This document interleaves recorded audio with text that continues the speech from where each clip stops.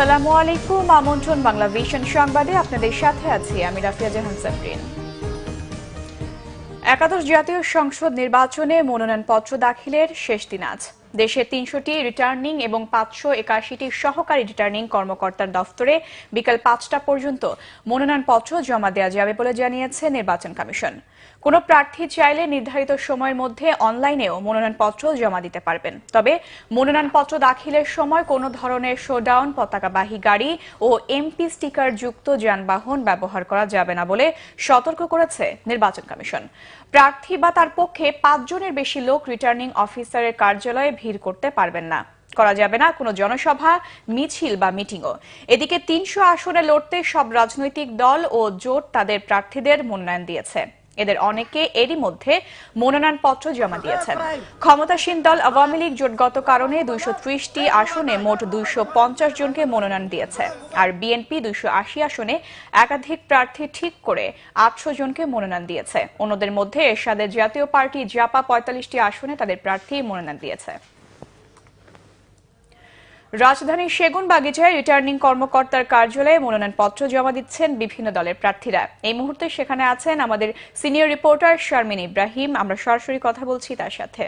শারমিন, এ পর্যন্ত কতজন প্রার্থী মনোনয়নপত্র দিয়েছেন আমাদের জানাবেন। আমি এখানে আছি ঢাকা বিভাগীয় কমিশনারের কার্যালয়ে। এখানেই ঢাকার যারা মনোনয়নপত্র সকাল থেকে জমা দিচ্ছেন তাদের আপনি দেখতে পাচ্ছেন যে অ্যাসিস্ট্যান্ট রিটার্নিং কর্মকর্তাদের কাছে মনোনয়নপত্র জমা দিচ্ছেন। এখন পর্যন্ত আসলে মোট কতজন জমা দিয়েছেন সেই তথ্য আপনাদের দিতে পারবো না, কারণ প্রতি মুহূর্তেই এই সংখ্যা পরিবর্তন হচ্ছে। তবে একটু বলে রাখতে চাই যে সকাল থেকে যারা মনোনয়নপত্র জমা দিয়েছেন তাদের মধ্যে আপনি দেখতে পাচ্ছেন বিএনপির ঢাকা ১৩ আসন থেকে বিএনপির মোহাম্মদ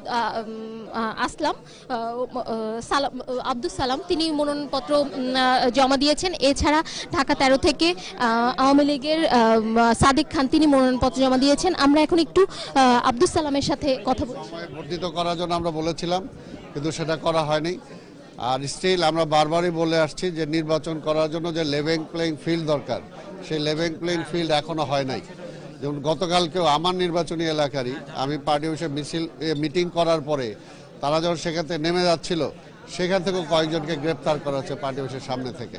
তা আমি একটা জিনিস আজকে শুধু বলতে চাই স্পষ্টভাবে আপনাদের মাধ্যমে নির্বাচন কমিশনকে, যে আজকে যখন মনোনয়নপত্র জমা দিলাম, অন্তত আমি আশা করব যে নির্বাচন কমিশন আজকে থেকে অন্তত আমার নির্বাচনী এলাকা মোহাম্মদপুর, আদাবর, শেরেবাংলানগর এলাকার কোনো আমার রাজনৈতিক কর্মীকে তারা গ্রেপ্তার করবে না এবং কারো বাসায় অন্তত হামলা দিবে না এবং নির্বাচনী এলাকায় এমন কোনো পরিবেশ সৃষ্টি করবে না যাতে আমার কর্মীরা মাঠে নামতে ভয় পায়।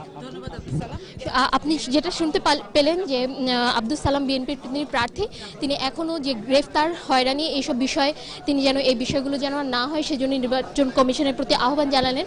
এছাড়া আমি বলে রাখতে চাই যে এখানে যারা প্রার্থীরা আছেন মনোনয়নপত্র জমা দেওয়ার জন্য, নির্বাচন কমিশন থেকে বারবার বলা সত্ত্বেও আচরণবিধি ভঙ্গ করে এখানে ৫ জনের অধিক নেতাকর্মী নিয়ে তারা মনোনয়নপত্র জমা দিতে আসছেন।